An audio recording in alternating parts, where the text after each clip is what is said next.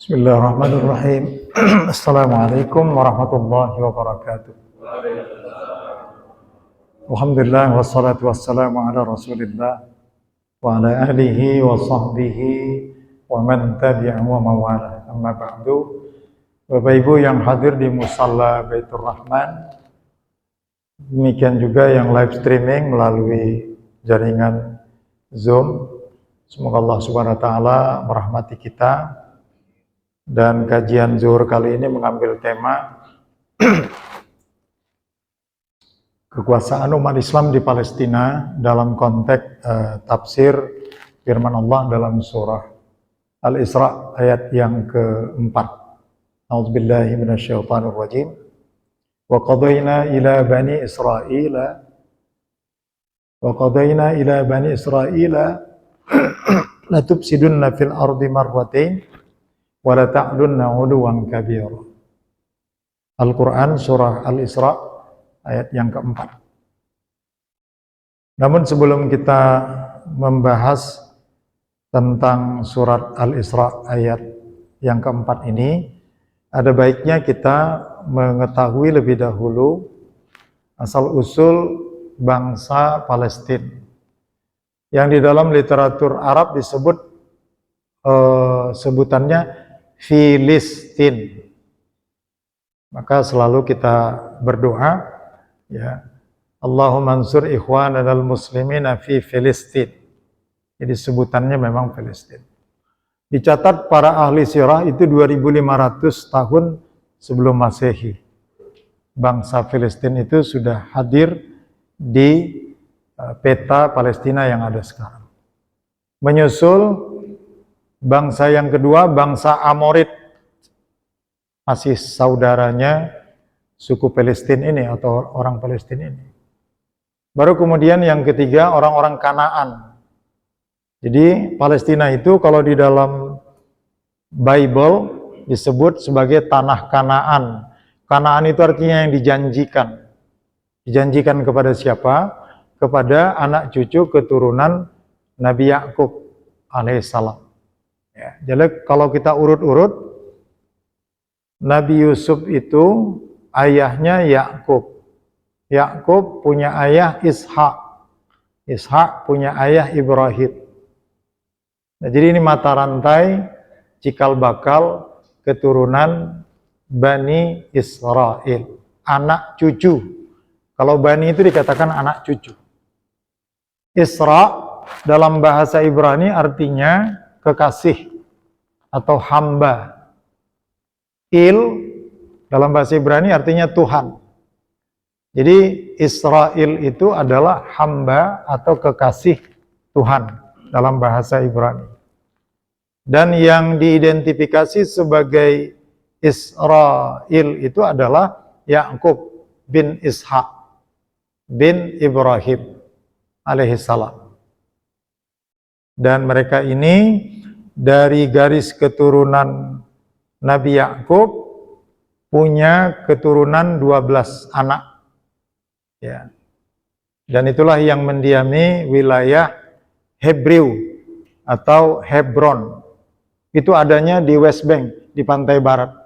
Yang wilayahnya sekarang dikontrol dan dikuasai oleh Zionis.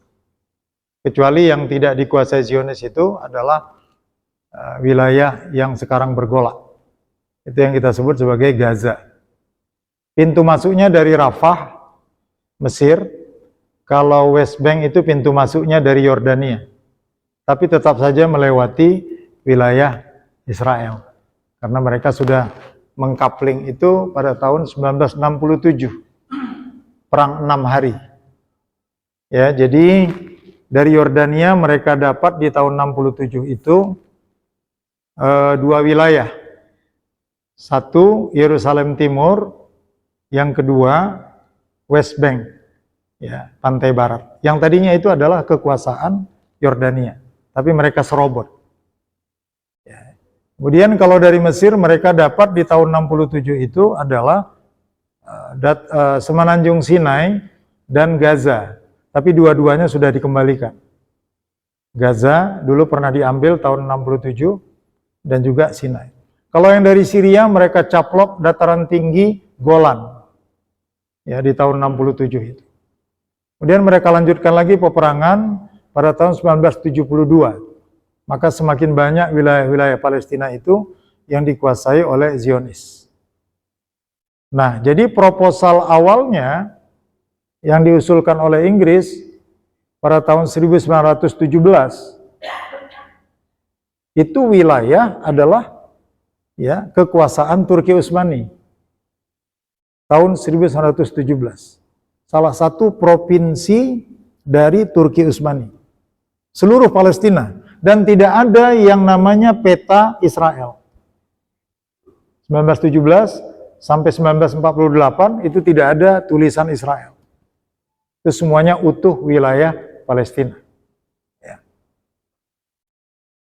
Karena Turki Utsmani kalah perang, yang ketika itu gubernurnya bernama Sulaiman Al-Qanuni, maka Inggris berhak atas tanah yang dimiliki oleh Turki Utsmani.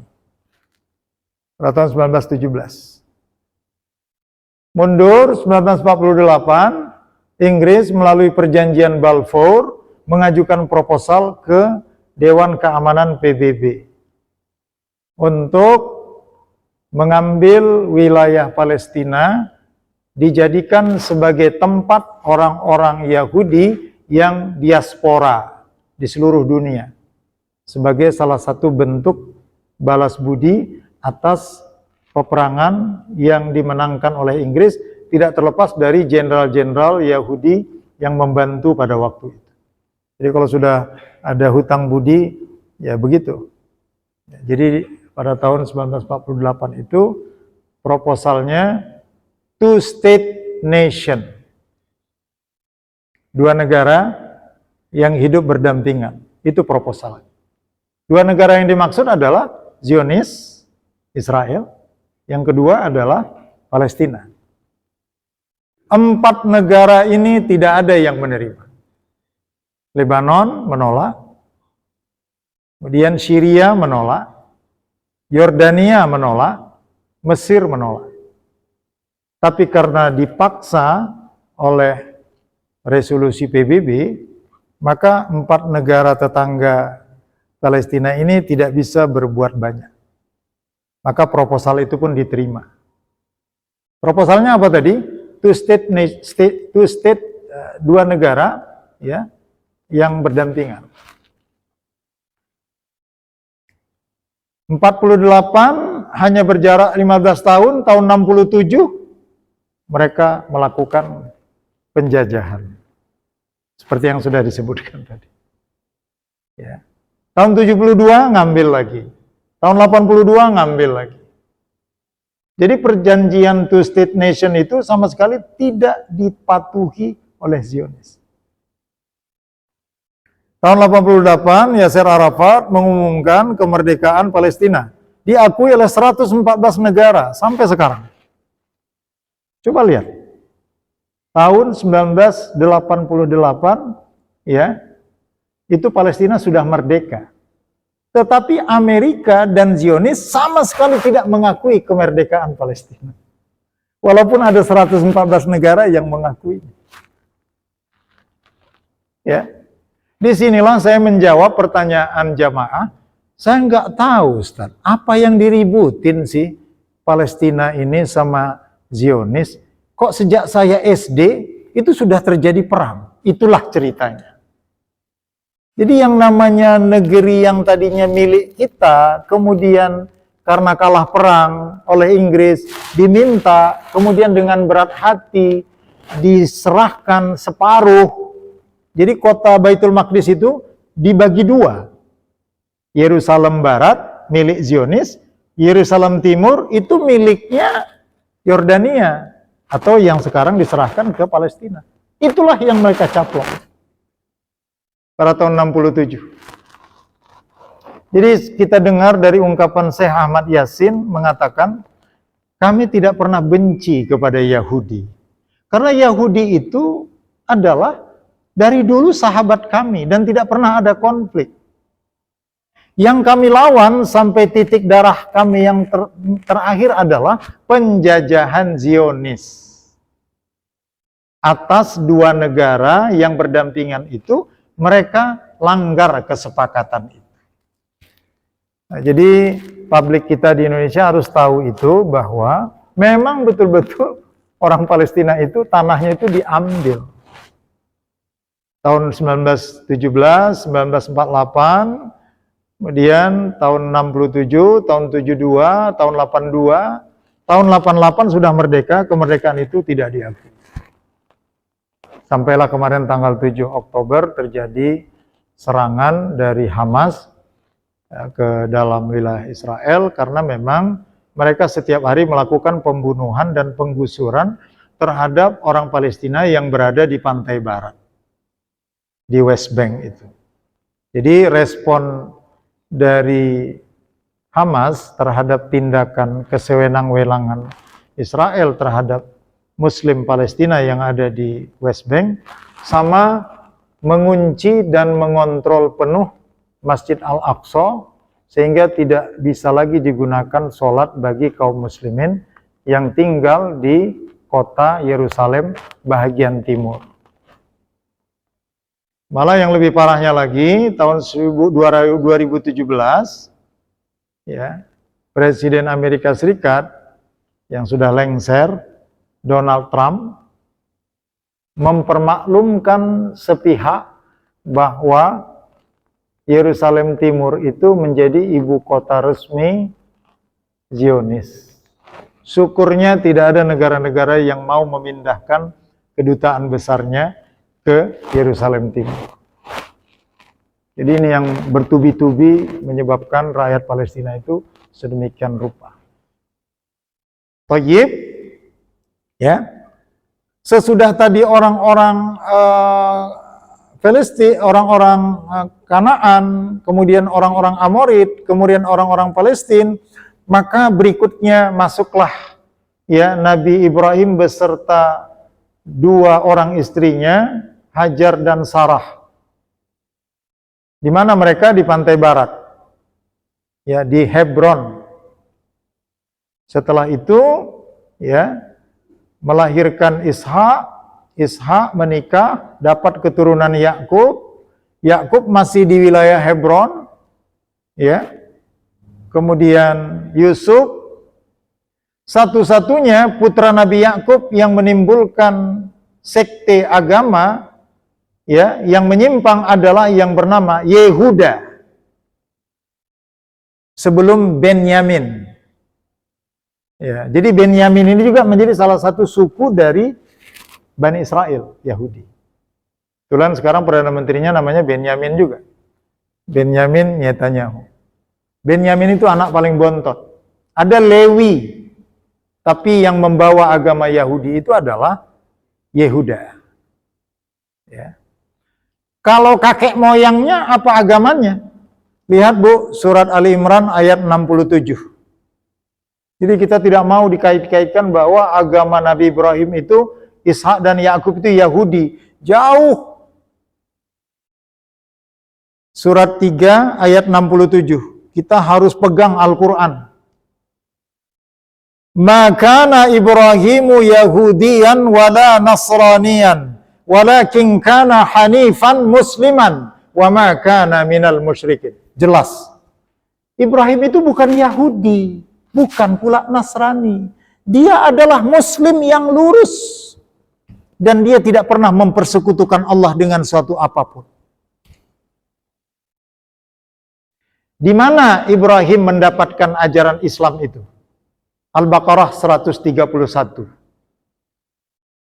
Idza qala lahu aslim. Ingatlah ketika Allah berfirman kepada Ibrahim, Islamlah engkau, wahai Ibrahim. Ya. Qala la idza qala lahu rabbuhu aslim. Apa jawab Ibrahim? Qala aslamtu. Aku sudah Islam ya Allah. Li rabbil alamin, aku tunduk patuh kepada Tuhan penguasa sekalian alam. Al-Baqarah 131. Nah, Ibrahim setelah dia mendapatkan perintah Islam itu, dia tidak pakai sendiri. Dia wariskan dan dia wasiatkan kepada anak cucunya. Nanti kita ketemu nama-nama Yakub. Ayat 132, Bu. Wa wassa biha Ibrahimu bani, dan diwasiatkanlah oleh Nabi Ibrahim kepada anak-anaknya, ya, dan begitu juga Yakub. Karena Yakub kan cucu dari Nabi Ibrahim. Ya. Ya baniya, wahai anak-anakku, innallaha astafa, sesungguhnya Allah telah memilihkan untuk kamu agama Islam ini. Innallaha astafa lakumud dina fala tamutunna illa wa antum muslimun. Apa pesannya? Jangan sekali-kali kalian mati melainkan kalian dalam keadaan beragama Islam. Ya. Jadi Allah tidak pernah menciptakan agama apapun di dunia ini selain hanya Islam. Yahudi dan Nasrani itu penyimpangan. Di mana dalilnya? Al-Baqarah ayat 79. Ya. Fawailul lilladzina yaktubunal kitaba biaidihim. Celakalah mereka yang mengatakan celakalah mereka yang menulis kitab dengan tangan mereka. Summa yaquluna hadza min indillah. Kemudian mereka mengatakan ini datang dari sisi Allah. Waliyastaruna bihi samanan qalila.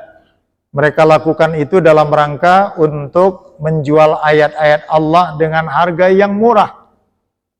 Fawailul lilladzina yaktubu fawailul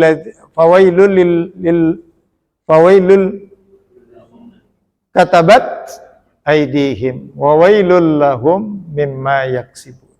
Itu dalil kita mengatakan bahwa Yahudi dan Nasrani itu ciptaan mereka sendiri.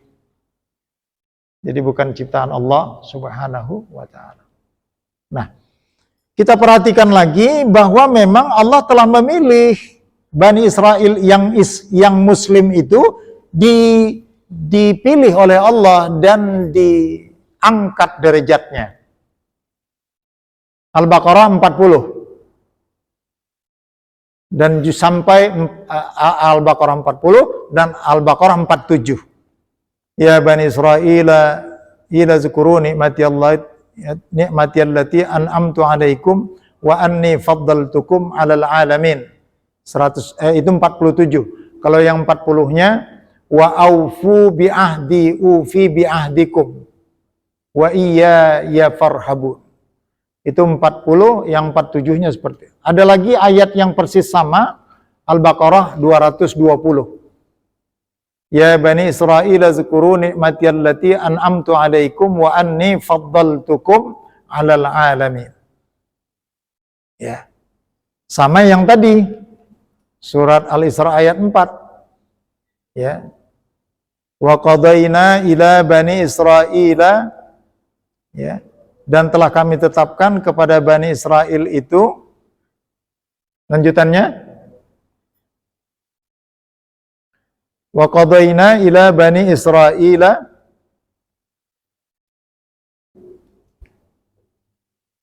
surat 17 ayat 4.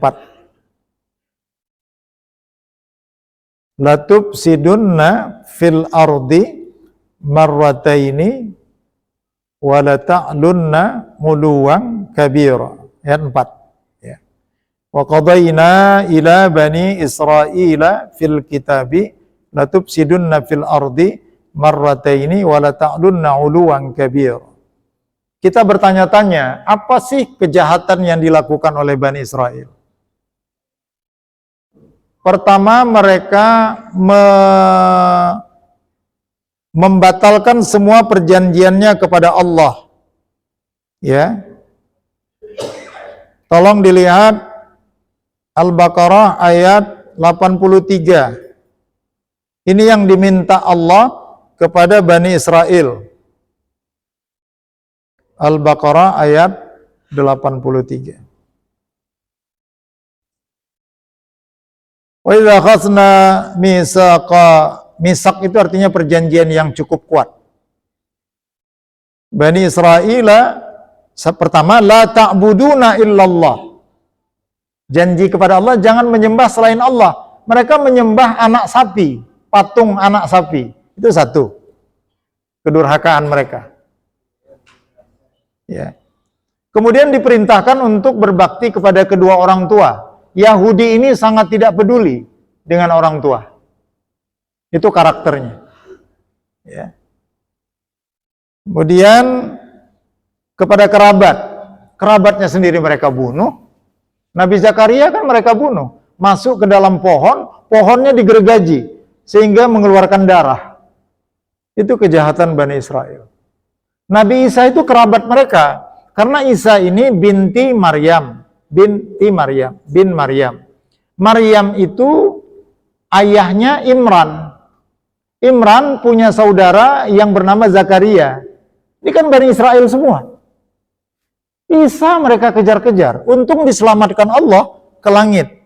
Sehingga Isa selamat dari ancaman orang-orang Bani Israel Yahudi. Jadi mereka itu luar biasa. Kerabat mereka. Anak-anak yatim, orang-orang miskin. Harusnya mereka pelihara. Wa qulu linnasi husna. Kata Allah, berkata-katalah kepada manusia dengan cara yang baik. Kita baru dengar kemarin Panglima Angkatan Bersenjatanya mengatakan, kami tidak mungkin melakukan gencatan senjata kepada Hamas, karena sesungguhnya kami bukan berperang kepada manusia, tapi kami sedang berperang kepada hewan. Itu kan pernyataan kalimat yang sangat kasar. Jadi mereka menganggap orang-orang Muslim Hamas itu, baik yang Nasrani, itu bukan manusia. Itu baru kita dengar pernyataannya kemarin. Jadi perintahkan kepada mereka itu wa qulu linnasi husna. Kemudian mereka diperintahkan salat, wa aqimus salata. Mereka disuruh untuk zakat. Semua mereka berpaling.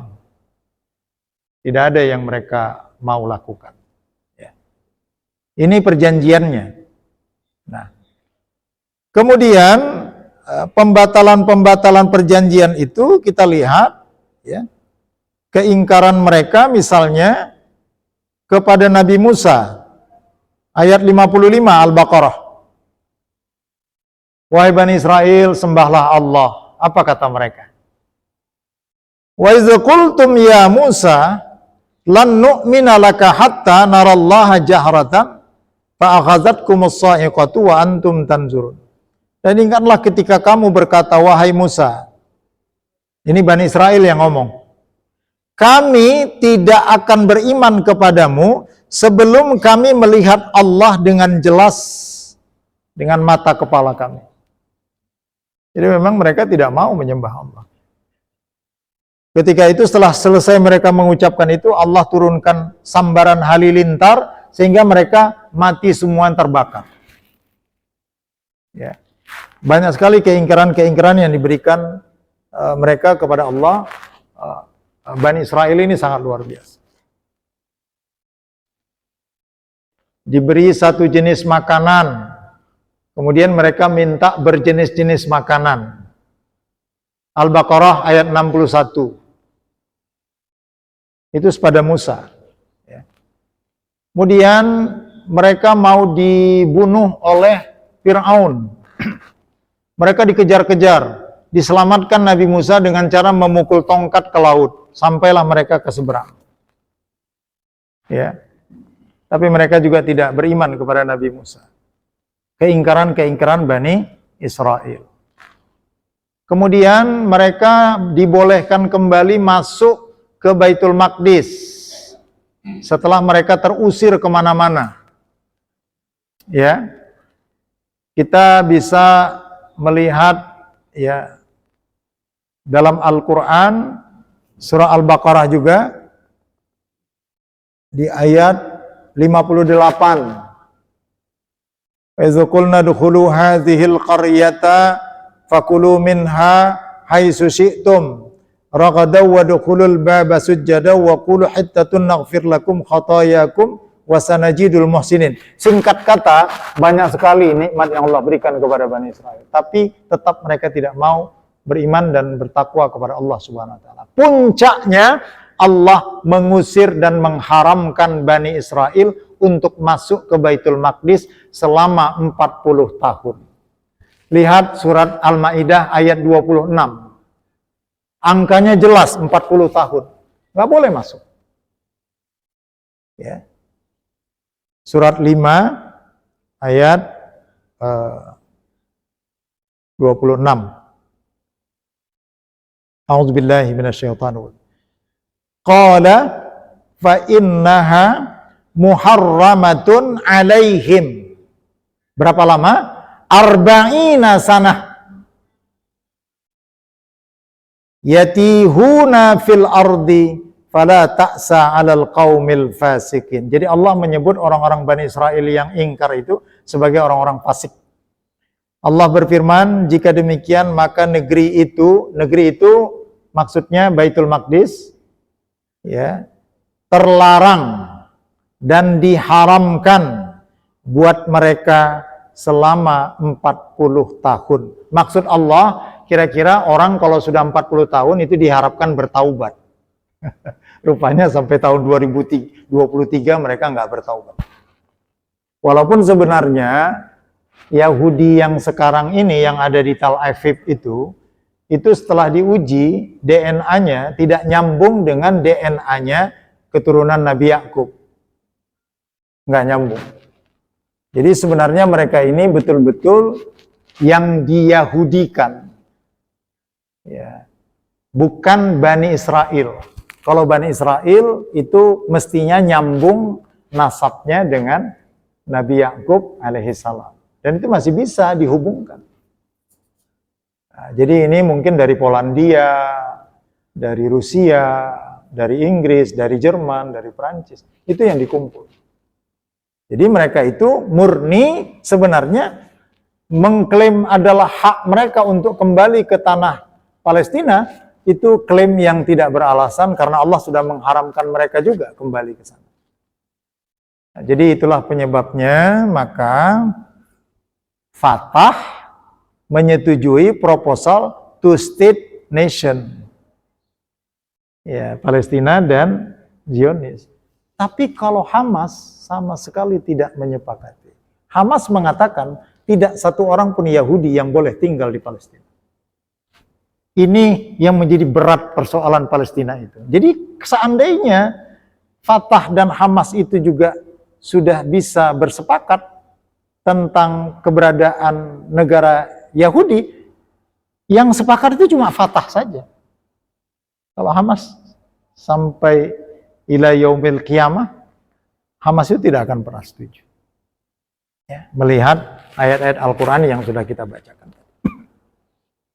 Terakhir, ya, setelah ada bangsa Kanaan, bangsa Amorid, bangsa Palestina, kemudian masuklah era zaman Nabi Ibrahim, Ishak, Yakub, Yusuf. Kemudian era King of David dalam Bible itu adalah ayah dari King of Solomon, Nabi Sulaiman. Terus ya setelah itu masuklah bangsa Babilonia. Bangsa Babilonia mengusir habis Yahudi dari Palestina. Kemudian Babilonia dikalahkan oleh Persia. Persia kemudian mengembalikan orang-orang Yahudi ke Palestina. Orang Persia dikalahkan oleh orang-orang Yunani. Nama kerajaannya Makedonia. Orang Makedonia kalah, dikuasai Palestina oleh orang-orang Romawi. Orang Romawi kemudian pertama kali dikalahkan oleh Sayyidina Umar. Yang ketika itu Raja Romawi bernama Heraklius. Heraklius itu sezaman dengan Nabi Muhammad SAW. Jadi Heraklius itu berkedudukan di Konstantinopel, Istanbul. Kemudian satu lagi istananya berada di Syria, di kota Homs, Syria. Nah, pada masa Heraklius berkuasa, maka Yerusalem itu merupakan salah satu provinsi dari kerajaan Bizantium yang berpusat di Konstantinopel. Nama gubernurnya adalah seorang uskup agung, yakni Uskup Agung Patriark Sophronius. Dialah yang meminta kepada pemimpin tertinggi umat Islam kalau memang mau memasuki dan mengambil alih kota Yerusalem, akan diserahkan langsung anak kunci pintu gerbang Yerusalem kepada pemimpin tertinggi umat Islam. Ketika itu adalah Sayyidina Umar. Karena Rasulullah pernah mencoba, tidak berhasil. Zaman Abu Bakar tidak berhasil. Jadi baru berhasil ditaklukkan Palestina itu pada masa kekuasaan Sayyidina Umar. Orang yang dipercaya menjadi gubernur pertama ketika Sayyidina Umar sudah menaklukkan Baitul Maqdis tanpa setetes darah pun yang tertumpah adalah Abu Ubaidah bin Jarrah. Apa pesan Sayyidina Umar kepada Abu Ubaidah bin Jarrah? Wahai Abu Ubaidah, jangan kamu memaksakan agama kepada Yahudi, juga kepada Nasrani. Jangan kau rubuhkan katedral mereka. Jangan engkau ganggu tempat sembahan mereka, tembok ratapan. Berikan contoh yang terbaik. Kalau mereka mau menganut Islam, silakan diterima, tapi jangan sekali-kali memaksa mereka. Salah satu permintaan Uskup Agung Sophronius adalah membawa keluar semua orang-orang Yahudi dari Palestina. Tapi ini tidak dikabulkan oleh Sayyidina Umar. Kata Umar, biarlah mereka tinggal di sini.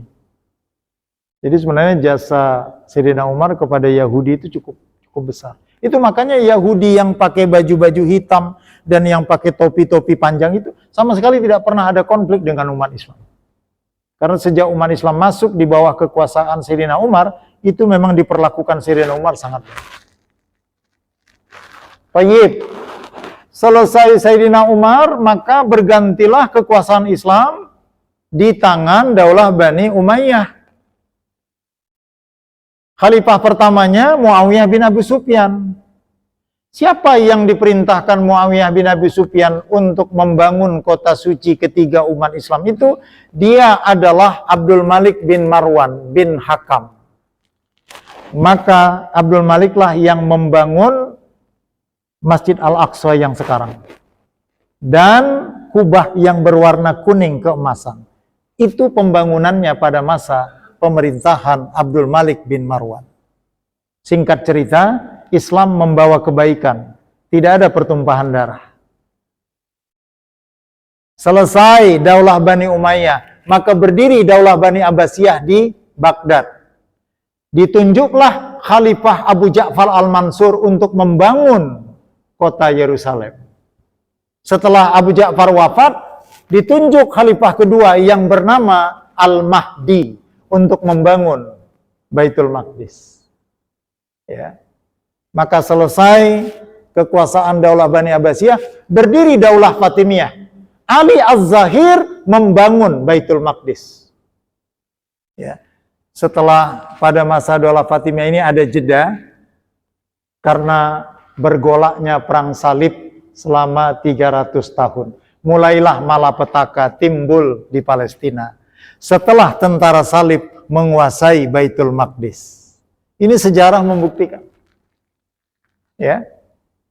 Pada waktu itu kerajaan Buwaihi melarang orang-orang Eropa yang Nasrani untuk berziarah ke Bukit Golgota untuk menziarahi makam Yesus Christ.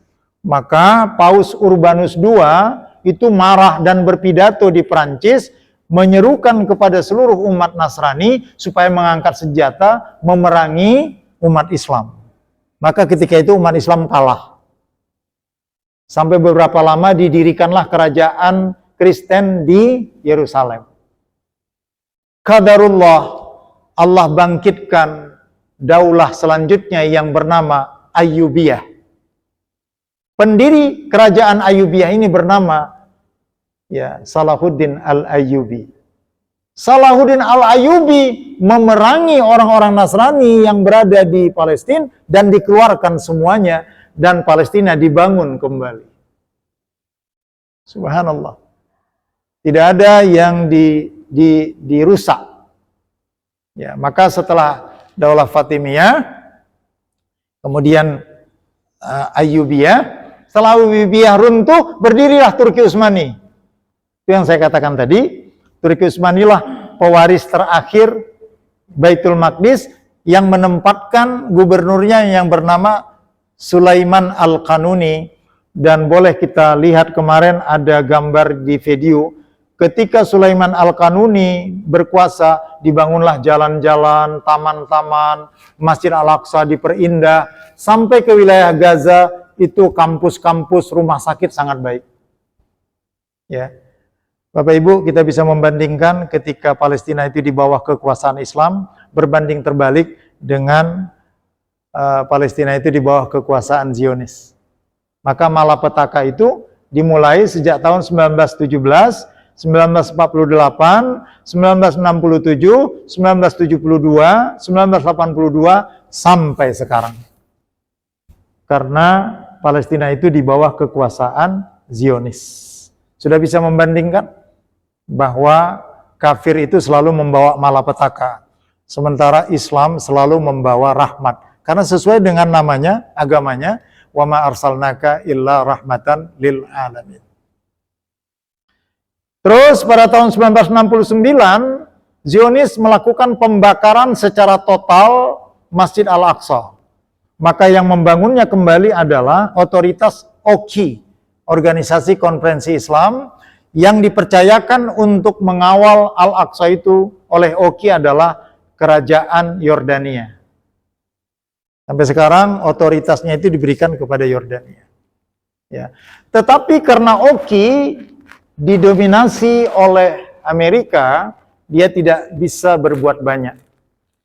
Sehingga sampai sekarang, Bapak Ibu yang dimuliakan Allah, satu-satunya kekuatan yang bisa menahan serangan Zionis itu adalah Hamas. Karena merekalah yang melakukan perlawanan melalui senjata. Kalau Fatah mengharamkan perlawanan melalui senjata, tetapi melakukan perlawanan lewat diplomasi politik. Apa kata orang-orang Hamas? Kalian nggak angkat senjata, ternyata kalian setiap hari dibunuh oleh Zionis. Mendingan kami dibunuh tapi kami mengangkat senjata. Benar juga ya? Ya, jadi Fatah itu dia selalu mengikuti apa yang dikatakan oleh Amerika. Ya. Dan kita perhatikan kondisi Hamas dibandingkan dengan Fatah, mereka itu tidak ada titik temu. Fatah sudah dapat wilayah West Bank, si Hamas sudah dapat wilayah yang namanya Gaza. Jadi di titik ini menjadi sangat rumit. Mudah-mudahan Allah Subhanahu wa taala memberikan satu jalan keluar kepada saudara-saudara kita di Palestina. Dunia bisa mengakui kemerdekaan Palestina yang sudah dideklarasikan pada tahun 1988. Umat Islam banyak yang tidak tahu juga ini, bahwa Palestina itu sudah merdeka pada tahun 1988. Coba kita googling nanti. Sudah itu. Cuma karena negara besar seperti Amerika yang mempengaruhi PBB dan Zionis yang sama sekali tidak menginginkan kemerdekaan Palestina, maka itulah yang menyebabkan kita masih menyebutkan Free Palestine. Free Palestine, karena memang belum free. Ya. Secara de jure 114 negara itu lebih dari cukup. Tapi secara de facto mereka tidak bisa merdeka. Jadi ini mudah-mudahan salah satu bentuk informasi yang sampai kepada kita tentang keberadaan Palestina. Baik, sampai di sini kajian kita tentang Palestina, Zionis, dan Bani Israel. Mudah-mudahan bisa membuka wawasan kita. Tidak ada yang dapat kita lakukan melainkan hanya doa kepada Allah Subhanahu wa taala agar Allah Subhanahu wa taala memenangkan saudara-saudara kita di Palestina. A'udzubillahi minasyaitonir rajim. Bismillahirrahmanirrahim. Alhamdulillahirabbil alamin hamdan yuafi ni'amahu wa yukafi mazidah. Ya Rabbana lakal hamdu kama yanbaghi li jalalikal karim wa li 'azimi sultanik. Allahumma ansur ikhwanana al-muslimina fi Palestin. Allahumma ansur ikhwanana al-mujahidina fi Gaza wa fi kulli makan birahmatika ya arhamar rahimin. Allahumma fad'anna al-ghala wal bala wal waba wal fahsya wal munkar wasuyuf al-mukhtalifata wasyada'id wal mihan ma zahara minha wa ma batan min baladina hadza Indonesia khassah wa min buldanil muslimina ammah innaka ala kulli syai'in qadir. Rabbana taqabbal minna innaka antas samiul alim wa tub alaina innaka antat tawwabur rahim. Rabbana atina fid dunya hasanah wa fil akhirati hasanah wa qina azaban nar. Bi fadlika subhana rabbika rabbil izzati amma yasifun. Salamun alal mursalin walhamdulillahi rabbil alamin. Ila liqa ma'as salamah wal afu minkum wassalamu alaikum warahmatullahi wabarakatuh.